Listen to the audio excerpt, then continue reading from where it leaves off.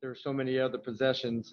We turned the ball over so many times, and that led them to some easy buckets in transition, and a lot of them weren't even forced turnovers. But those are still things that we definitely, after one game, we're going to be able to clean up. But 20 turnovers is a lot on the road.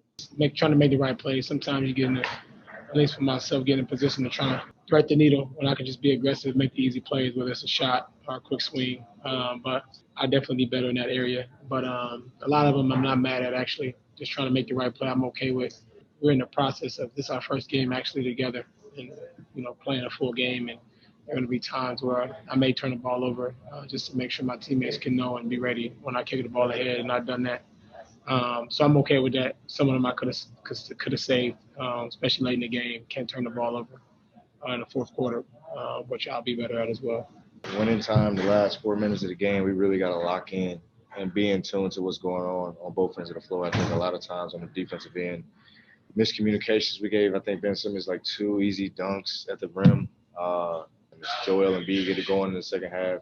Shake Milton had a great game. And then Seth kind of closed us out at the end. So, but we got to be better job of being locked in, of knowing, the last 4 minutes we got to win, myself included, getting better shots, knocking down shots, not turning the ball over, and just understanding the last 4 minutes are probably the most important in the game. I mean, we don't like moral victories, but I mean, we feel good about where we are. We like the way we played. We feel like we played and did enough to win the game. And we didn't even play great. DB wasn't on all his minutes tonight. I could have played a lot better, could have been a lot more aggressive, especially down the stretch. And, moral victories, but I liked the way we played. I liked the way we played. We fought back, got down early, we fought back, clawed it, and ended up taking a 10-point plus lead, and we gave it up at the end. So, I kind of put that one on my shoulders to be able to close us out more. But, we have a young team. The more they're in these situations, the better we'll be. 100%. It's just a matter of your will and you wanting to get in the stance and defend. So I took pride in that.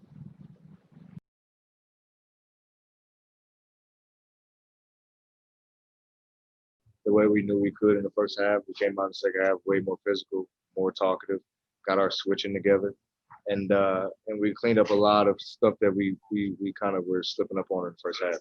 So from this standpoint, it was great. It was great to see that we were able to make those adjustments on the fly. But at the same time, we got to be better. We got to win that game. Well, my biggest thing this year is being committed on the defensive end. Me personally, my offense I'm not worried about it. I was never worried about it. I'm confident in my game, confident in my skills. But at the same time, my biggest goal mentally is being better on the defensive end, individually and as a team, because that's what's going to win us games. That's what's going to help us. Not good enough, man. And honestly, I'm kind of disappointed in myself. Just some mishaps and plays where I could have been a better game and try to win. I don't like more victories at any point in my career. I love to go out and win the game, and I got to be better, and I'll be better next game. So, how did you feel now finally in a real game with him?